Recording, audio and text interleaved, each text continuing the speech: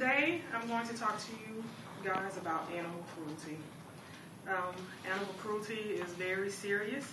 It is a crime, and it is also a sin. We were put on earth to be caregivers over not only ourselves, but the earth and animals as well. Last year, there were over 1,110 cases of animal cruelty. You might not think that's a lot, but for people who love their animals, because they provide comfort, they provide joy. We have seen eye dogs go blind. It's very serious. So today we're just going to go over a few things about it, about the proper care of animals, and just basically, if you want to get into heaven, don't think that, okay, faith without works is dead, so don't think you can kick a dog and then go to church and you're going to heaven, because you're not. So I'm going to start off by telling you a story. It's about an elderly lady. She had a dog. The dog died. She went to the pastor. She asked the pastor, do you think I'm going to see my dog in heaven? Well, God knows what makes us happy. So if God knows that seeing your dog is going to make you happy, then your dog is going to be in heaven. So I do believe in all dogs go to heaven. I believe all pets go to heaven because they weren't born with the same spirit that we have. Dogs and cats, they don't understand death. So you all know about when people die, how dogs, they go and lay on their caregiver's grave and meet at the same place for a long time because they don't realize that we have moved on. So they will be there with us.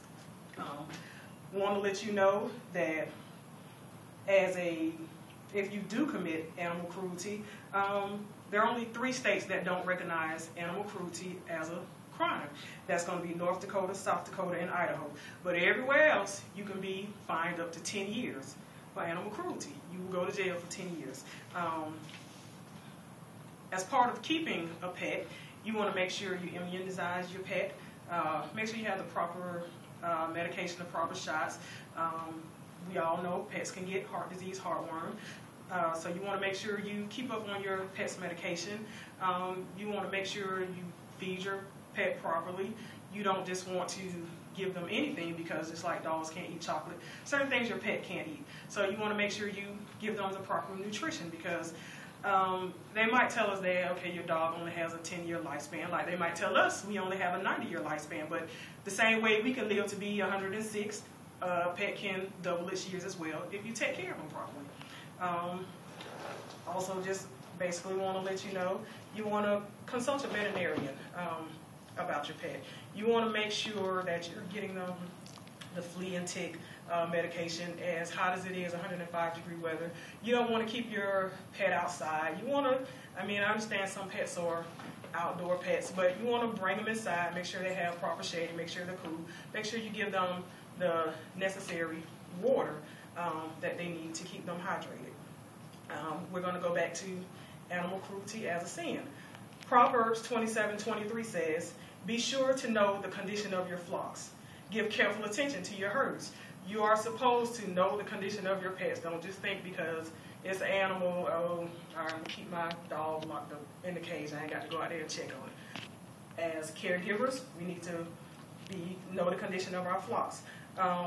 Another story in the Bible, and 1 Samuel 17:34 tells us that, talks about David. He was a good shepherd over his sheep.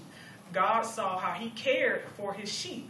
So, taking that, God made him the king over Israel, to rule over Israel, because if you can be humble enough to take care of your animal, then God can promote you to a position where you can be a ruler over many more. So if you have a pet or if you mistreat animals and God sees that, that's not pleasing to him. So we can't think that we're going to mistreat our animals and then we're going to be given the option to be ruler over many more.